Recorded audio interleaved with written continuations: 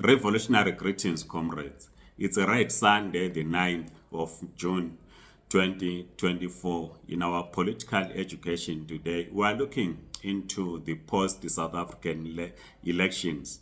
And the question we ask is, what are the lessons for Zimbabwe? The South African Constitution requires that a party that wins 50% plus one vote goes on to form a government.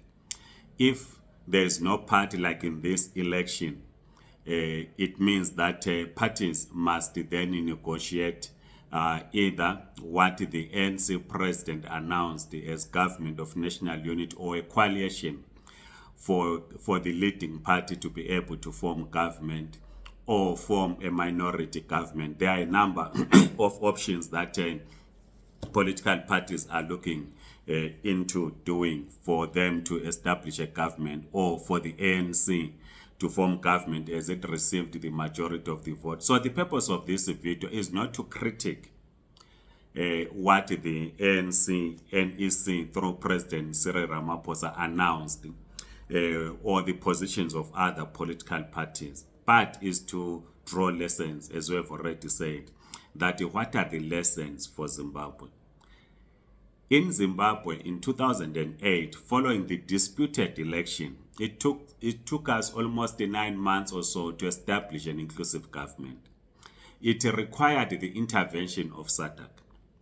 SADC held a summit in Tanzania in 2007, where it agreed to facilitate talks between the political parties represented in parliament in Zimbabwe, that is ZANU-PF and the two MDCs then.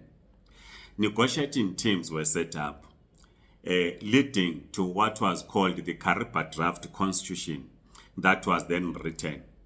But that those negotiations collapsed when elections were held in March 2008, which there was no winner, leading to once many rerun, presidential rerun, when Mugabe contested alone in the June 2008 runoff, when Morgan Tsvangirai, the late, pulled out of the race, citing political violence. The first lesson we learn from the outcome of the South African elections is that the political parties have not sought the intervention of SADC or African Union or the United Nations. South African political parties are having dialogue amongst themselves. Almost the major parties, as per the outcome of the recently held elections in South Africa, has put together negotiating teams to say, let's negotiate with other political parties. The ANC says it wants a government of national unity. There is a negotiating team that is negotiating with other parties. Economic freedom fighters have set up a negotiating team and so on. Democratic Alliance, MK Party has done the same. Says it wants to negotiate for it to form a government in KZN, as it is the leading party in KZN, and also work with others in forming a national government. So South Africans are talking amongst themselves. So the first lesson is that it is critical that as Zimbabweans we must have dialogue amongst ourselves as political parties. We should not depend on SADC, on AU or UN to intervene in Zimbabwe. What is this dialogue should entail in the case of Zimbabwe? We always have a disputed election outcome. So the first dialogue that we must put into motion as Zimbabweans is that as we build to the 2028 elections, what are the conditions that should be put in place for us to have an election whose outcome is not going to be contested? So we should, while we respect that, yes, we should invite our friends, international bodies to assist us, but in the main, it is us. We should only appeal to SADC and the other international bodies if there's been a deadlock. But we cannot, drawing from South Africans, we cannot from the word go right to SADC ensure that Zimbabwe agrees to hold the elections in line with the Zimbabwean constitution without us engaging amongst each other, amongst ourselves. So the first lesson is that we must have internal dialogue in Zimbabwe in resolving the question of holding elections. Linked to this point is for the Zimbabwean constitution to be amended to allow a diaspora vote. In 2018, we went to court demanding diaspora vote.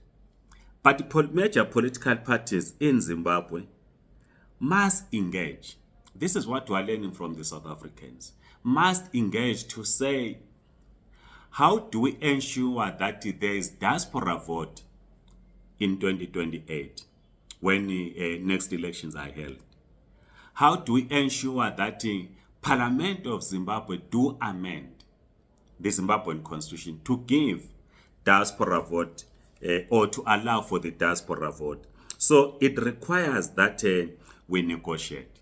We should also negotiate on the government that we want to establish. The 2013 constitution talks about the provisional governments in Zimbabwe in line with devolution of power. This has not been happening. Every election, 2013, 2018, 2023 elections, we elected.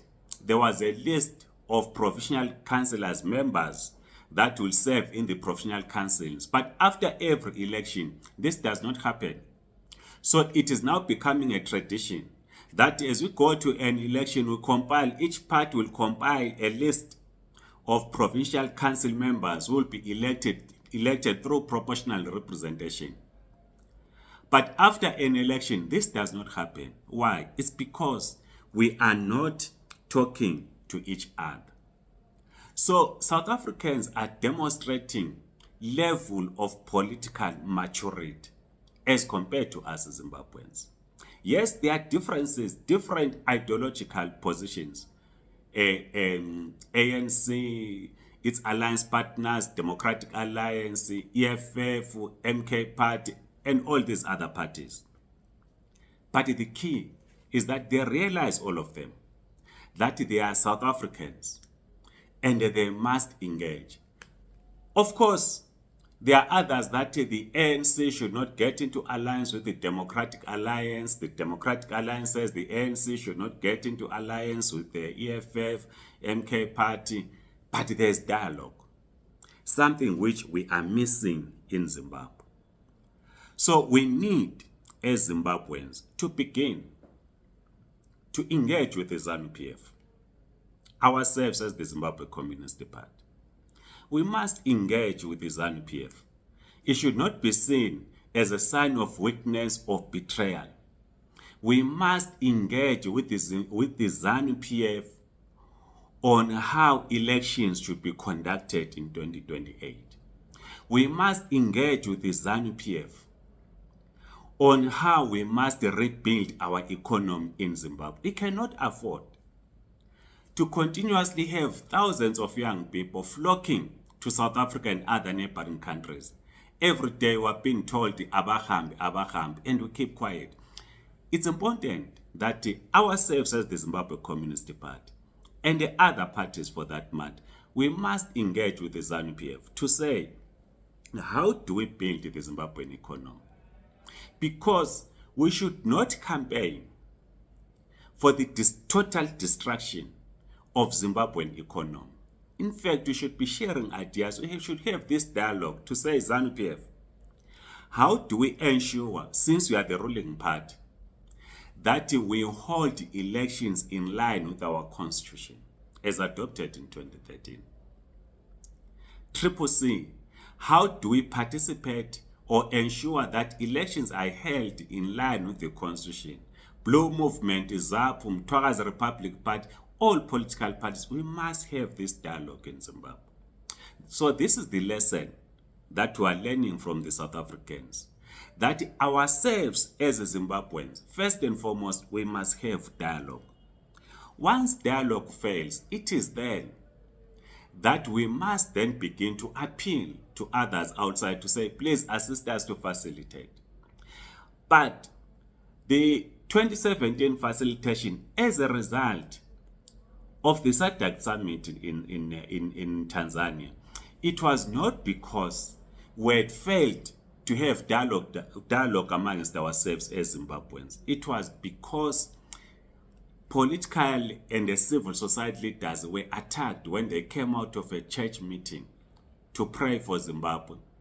Political violence was out of control, and SADC felt the need to intervene and foster this unity and a facilitated dialogue. We should not be writing to SADC. We must start an internal dialogue in Zimbabwe. As I conclude, what is this dialogue should address? Firstly, it must address the question of the economy. How do we rebuild our economy in Zimbabwe? Secondly, it must speak to holding of free and fair elections in line with our constitution in Zimbabwe. Thirdly, linked to number 2, it must allow Zimbabweans in the diaspora who contribute to the Zimbabwean economy to participate in the electoral process. Fourthly, it should be the structure of government that we need in Zimbabwe. So these are the points that all of us must work on. And this can only come through dialogue. So when we sit with the ZANU-PF, we sit with Triple C, with the Blue Movement, with the ZAPU, with MRP, with any other party in Zimbabwe, it should not be seen as a sign of weakness or selling out. It should be seen as trying to bring stability in Zimbabwe so that we can rebuild our economy. We cannot build our economy if there's no stability in Zimbabwe. Please write in the comment section, share your views, like this video. If you're on TikTok, please do follow us. Otherwise, Amandla Comrades.